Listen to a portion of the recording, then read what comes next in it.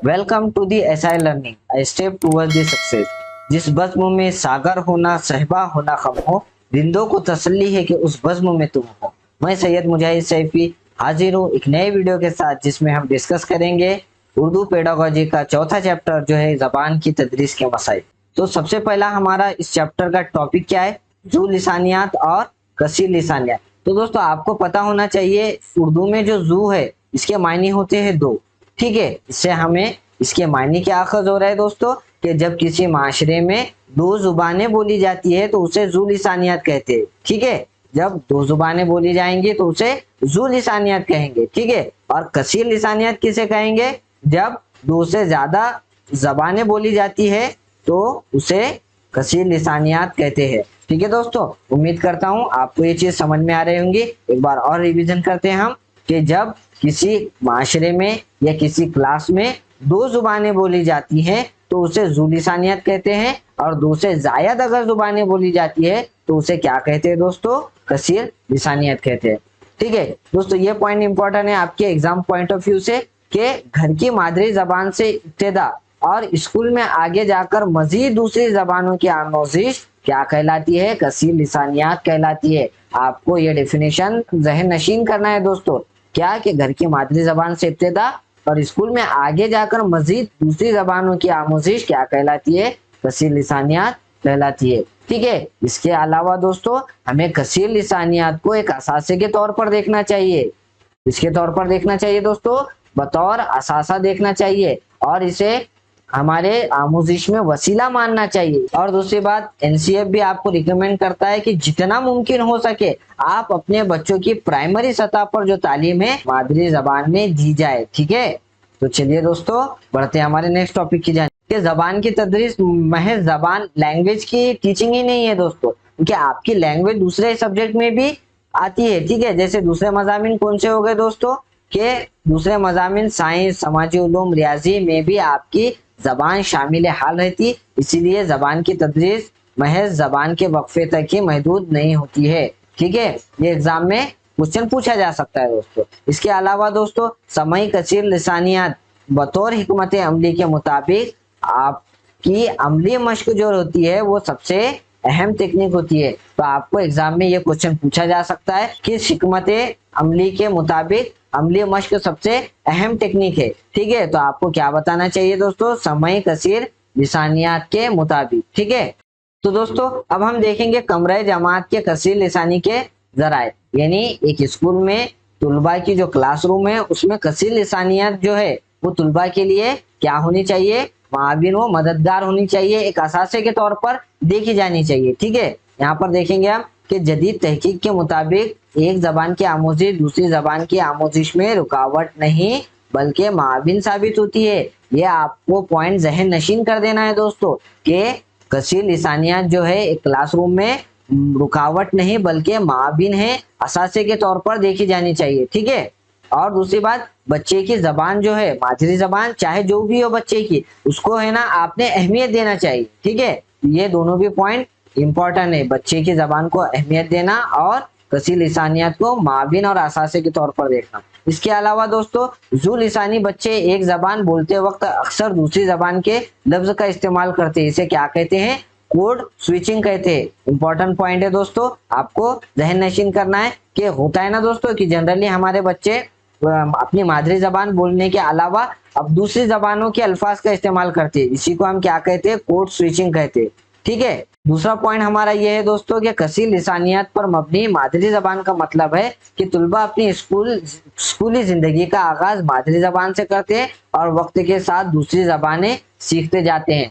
तो आपको ये चीज ध्यान में रखनी है कि बच्चे अपनी स्कूलिंग का आगाज कहाँ से करेंगे? अपनी मादरी जबान से करेंगे, और उसके बाद में जो है मल्टीपल्स लैंग्वेज यानी दूसरी जबानें सीखते जाएंगे। ठीक है, इसके अलावा दोस्तों स्कूली तालीम में कसीर लिसानियत से मुराद तदरीस आमोजिश में आमोजगार की जबान का इस्तेमाल या तुलबा की जबानों का इस्तेमाल होता है। तो आपको ऐसा भी क्वेश्चन पूछा जा सकता है दोस्तों कि कसीर लिसानियत यानी क्या, और आपको ऑप्शन में ये भी बताया जा सकता है कि ये तदरीस और आमोजिश में आमोजगार की जबान कहलाती है या तुलबा की जबान कहलाती है। तो ये भी पॉइंट जो है आपको जहन नशीन करना है, क्या?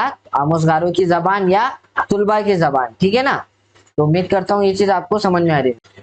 तो चलिए दोस्तों बढ़ते हैं हमारे नेक्स्ट टॉपिक की जानिब, जो है जबानें और दस्तूर हिंद। ठीक है, तो आपको ये चीज याद रखनी है कि हिंदुस्तान के आईन के 8वीं शेड्यूल में कुल कितनी जबानों का जिक्र है? कुल 22 जबानों का जिक्र है। तो दोस्तों आपको ये क्वेश्चन पूछा जाता है कि हिंदुस्तान के आईन के 8वीं शेड्यूल के मुताबिक कुल कितने जबानों का जिक्र किया गया है? तो आपको क्या बोलना है? 22, यानी कुल 22 जबानों का जिक्र किया गया है। उसके अलावा दोस्तों के ये भी क्वेश्चन, ये पॉइंट इंपॉर्टेंट है दोस्तों कि आपके एग्जाम पॉइंट ऑफ व्यू से, कि अंग्रेजी जबान को कौन से जबान का दर्जा दिया गया है? तो कौन सी है दोस्तों? माविन सरकारी जबान का। ठीक है, और सरकारी जबान कौन सी है दोस्तों?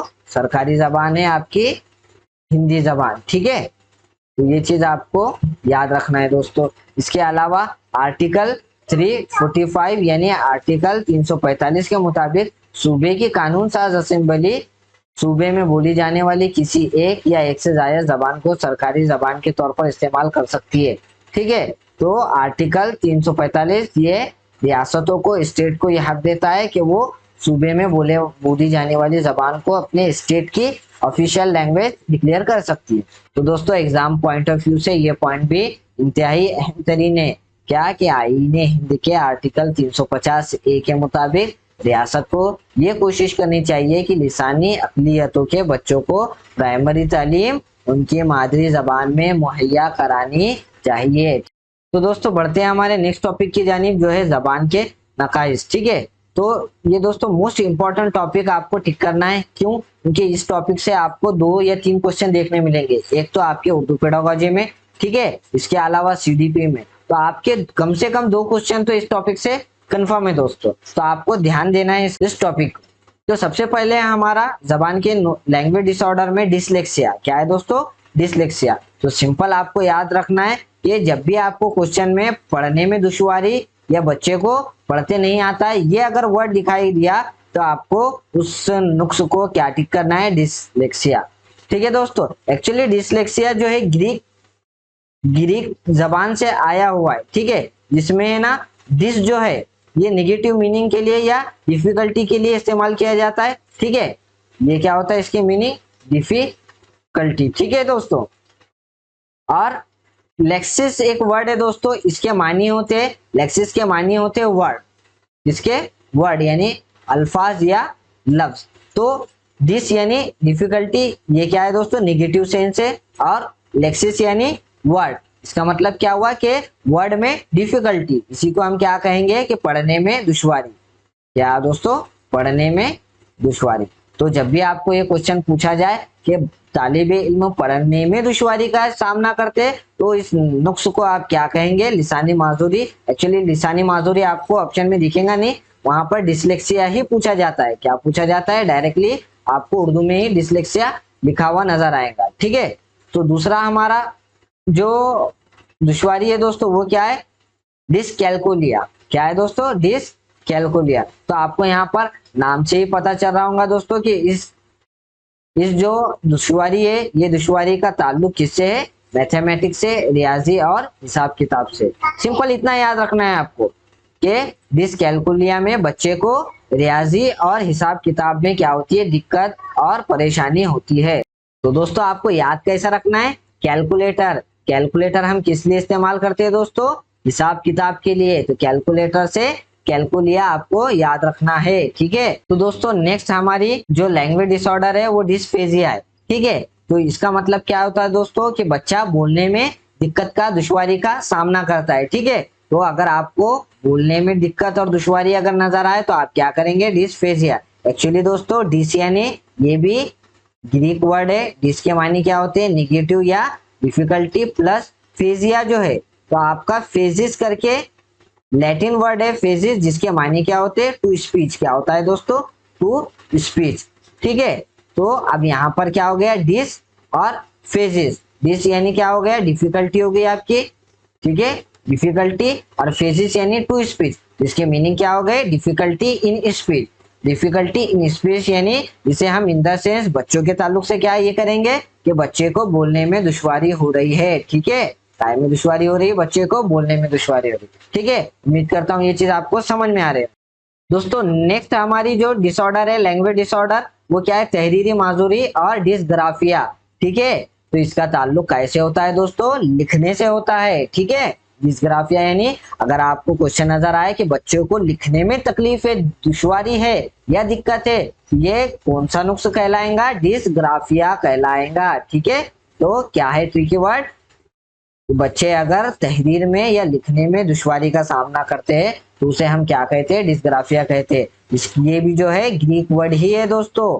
ठीक है, ग्रीक वर्ड ये कैसे है, डिस यानी आपका डिफिकल्टी, ओके, प्लस ग्राफीन जो होता है आपका, ग्राफीन ये वर्ड जो होता है इसकी मीनिंग क्या होती है दोस्तों, ग्राफीन यानी टू राइट होते हैं। तो आपको रूट वर्ड से भी आपको है ना ये इजीली याद हो सकता है। ग्राफीन यानी क्या होता है दोस्तों, टू राइट। ठीक है, तो आप इससे क्या ये निकालेंगे, दिस यानी डिफिकल्टी, ठीक है, और ग्राफीन यानी टू राइट, तो दिस ग्राफिया यानी क्या हो जाएगा, डिफिकल्टी इन राइटिंग। इसी को हम क्या कहते हैं, लिखने में दुश्वारी कहते हैं। तो दोस्तों हमारी आखिरी जो डिसऑर्डर है लैंग्वेज डिसऑर्डर, वो क्या है दोस्तों, डिसप्रेक्सिया। इसका क्या होता है दोस्तों, जब बच्चे को हर की महारतों में जब तकलीफ होती है, फाइन मोटर स्किल्स में, आपको यहाँ पर है ना डायरेक्टली एग्जाम में ये क्वेश्चन देगा कि हर की महारत या मोटर स्किल नजर आएंगी, तो आपको क्या करना है, डिसप्रेक्सिया उसका आंसर टिक करना है। ये भी क्या है दोस्तों, ग्रीक वर्ड ही है जिसमें डिस यानी क्या होगा, डिफिकल्टी, ठीक है, इन द नेगेटिव सेंस, ठीक है, प्लस ये आता है प्रैक्सिस, एक वर्ड है प्रैक्सिस जिसके मायने क्या होते हैं दोस्तों, टू एक्ट के होते हैं, टू एक्ट यानी रद्द अमल करना। ठीक है, रद्द अमल करना, तो क्या होगा, डिफिकल्टी इन एक्ट, यानी कहने का मतलब क्या हो रहा, मोटर स्किल्स में उसकी अगर डिफिकल्टी हो रही है तो उसे हम क्या कहेंगे, डिसप्रेक्सिया कहेंगे। उम्मीद करता हूं दोस्तों कि रूट वर्ड से आपको इन जो लैंग्वेज डिसऑर्डर है ये इजीली समझ में आए होंगे, जिसमें आपको मोस्ट इंपॉर्टेंट क्या क्या है दोस्तों, मैं आपको यहाँ पर बता दूंगा। ये तहरीरी डिसग्राफिया इंपॉर्टेंट है, अक्सर पूछा जाता है। ठीक है, डिसग्राफिया के अलावा आपको डिसकैल्कुलिया और डिसलेक्सिया, ठीक है, ये मोस्ट इंपॉर्टेंट है दोस्तों, ये तीनों, इस पर आपको ज्यादा फोकस करना है। ठीक है दोस्तों, डिसलेक्सिया यानी क्या होगा, अगर बच्चे को पढ़ने में दुश्वारी होंगी तो वो क्या कहलाएगा, पढ़ने में डिसलेक्सिया। ठीक है, अगर कैलकुलेशन में या मैथमेटिक्स में या रियाजी या हिसाब किताब में अगर दुश्वारी है तो डिस कैलकुलिया, कैलकुलेटर हिसाब में इस्तेमाल होता है, इससे आप डिस कैलकुलिया याद रख सकते हैं। ठीक है,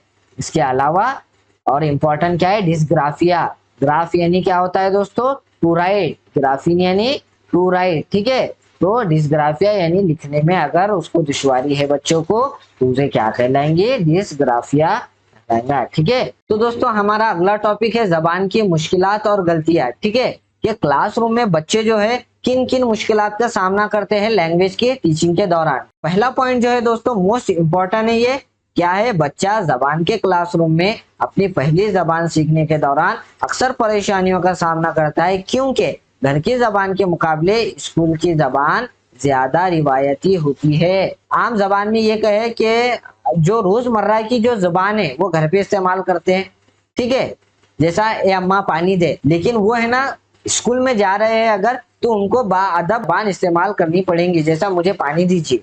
तो यही फर्क है कि बच्चे को स्कूल में रिवायती जबान इस्तेमाल करना होता है, इसलिए थोड़ी सी डिफिकल्टी आ सकती है। ठीक है ना, तो बढ़ते हैं नेक्स्ट पॉइंट की जानिब, जो है हिज्जे की गलतियां और तलफ्फुज की गलतियां भी हो सकती है। इंशा यानी कंपोजिशन की जबान में दिलचस्पी ना होना, इजहार ख्याल की मुश्किलात, घर का काम ना करना, गंदी तहरीर पढ़ने में दुश्वारियां, ये सारी चीजें क्या हो सकती है, मुश्किलात हो सकती है, जिसमें आपको पहला पॉइंट मोस्ट इंपॉर्टेंट है, ये जहन नशीन करना है। तो दोस्तों अब हम देखेंगे रेमेडियल टीचिंग, यानी इसे और क्या कहते हैं, मौलजाती तदरीस या इस्लाही तदरीस। ठीक है, मौलजाती तदरीस किसे कहते हैं दोस्तों, इससे पहले हमको तशखीसी जांच क्या होता है, डायग्नोस्टिक टेस्ट क्या होता है, ये मालूम होना जरूरी है। तो क्या है दोस्तों, तशखीसी जांच यानी क्या है दोस्तों, के बच्चों के अंदर जो खामियां नजर आ रही है, जो अधूरापन जो नजर आ रहा है, ठीक है, वही मालूम करना हमारा तशखीसी जांच कहलाता है। ठीक है, यानी बच्चे के अंदर खला मालूम करना या अधूरेपन के असबाब मालूम करने के लिए हम जो जांच करते हैं उसी को हम तशखीसी जांच कहते हैं। फॉर एग्जाम्पल, किसी बच्चे को लिखने में दुश्वारी हो रही है, तो वो दुश्वारी क्यों हो रही है ये मालूम करना ही आपका क्या होगा, डायग्नोस्टिक टेस्ट होगा। ठीक है, जैसे कि डॉक्टर आपको जो डायग्नोस करता है, यानी आपकी जो बीमारी है वो मालूम करता है, तो डायग्नोस करना यानी प्रॉब्लम क्या है ये मालूम करना। ठीक है ना। तो दोस्तों, मालेजाती तदरीस या इस्लाही तदरीस क्या होता है कि तशखीसी जांच यानी डायग्नोस्टिक टेस्ट के जरिए तुलबा की दिक्कतों और परेशानियों का पता लगाकर उन्हें दूर करने के लिए तदरीस करने को ही मालेजाती तदरीस कहते हैं। यानी कहने का मतलब यह है कि डायग्नोस्टिक टेस्ट से आपने तुलबा को जो दिक्कत और परेशानियां हो रही वो तो मालूम कर लिया है, और उन परेशानियों को दूर करना क्या कहलाता है, मालेजाती या इस्लाही तदरीस कहलाता है, या इसे और रेमेडियल टीचिंग भी कहते हैं। कहने का मतलब यह है कि आपको पता हो गया कि एक बच्चे को लिखने में तकलीफ है, तो वो जो दिक्कत और परेशानी लिखने में आ रही है बच्चे को, उसको दूर करना ही क्या कहलाएगा, रेमेडियल टीचिंग कहलाएंगे। ठीक है दोस्तों, तो बढ़ते हैं हमारे नेक्स्ट टॉपिक की जानिब, जो है तो मालेजाती तदरीस के मकासद। ठीक है, ये रेमेडियल टीचिंग के ऑब्जेक्टिव क्या है, एम्स क्या है। ठीक है, तालिब इल्म को जबान से मुतालिक गलतियों को दूर करना। ठीक है दोस्तों, फिर तालिब इल्म को हमाजत नशोनुमा की तरफ गामजन करना। ठीक है, तालिब इल्म की नफ्सियाती मुश्किलात का हल करना और नफ्सियाती तौर पर मजबूत बनाना। ठीक है दोस्तों, होता क्या है, जब किसी बच्चे को कोई चीज नहीं आती है तो मेंटली नफ्सियाती तौर पर वो क्या होते हैं, डिमोटिवेट होते हैं। तो बहसियत उस्ताद आपको इन नफ्सियाती मुश्किलात का सोल्यूशन देना, हल देना, मसले का हल बताना इंतहाई जरूरी होता है दोस्तों। ठीक है, इसके अलावा जो है इस्लाही तदरीस के कौन कौन से तरीके कार हो सकते हैं, यानी आप कौन कौन सी हिकमत अमलियाँ इस्तेमाल कर सकते हैं दोस्तों। पहला क्या है, इनफरादी तालीमी प्रोग्राम। ठीक है, आप इंडिविजुअल बच्चों को ये करेंगे सपोर्ट। दूसरा है पीयर सपोर्ट। पीयर यानी क्या होता है दोस्तों, जो पीयर यानी क्या होता है, पीयर यानी हमजोली, यानी बच्चे के जो अपने दोस्त होते हैं। ठीक है, उन्हीं को हम क्या कहते हैं, पीयर कहते हैं। पीयर सपोर्ट यानी बच्चों को आपस में ही एक दूसरे की मदद करने लगाना ही पीयर सपोर्ट कहलाता है। ठीक है, तो दूसरा तुलबा के बर्ताव से मुतालिक मसाइल को हल करना, इस्लाही तदरीस में वालिदैन का ताउन हासिल करना। ठीक है, आप पेरेंट्स की भी मदद ले सकते हैं दोस्तों इसमें, और दीगर असातिज़ा और पेशावरों की मदद लेना, ये भी इम्पोर्टेंट पॉइंट है दोस्तों कि इस्लाही तदरीस में आप दीगर पेशावर जो असातिज़ा है उनकी भी मदद हासिल कर सकते हैं। ठीक है, उम्मीद करता हूँ आपको ये सेशन पसंद आया होगा। अगर वाकई में आपको ये सेशन पसंद आया तो प्लीज लाइक कीजिए, शेयर कीजिए और सब्सक्राइब करना ना भूले हमारे यूट्यूब चैनल SI लर्न।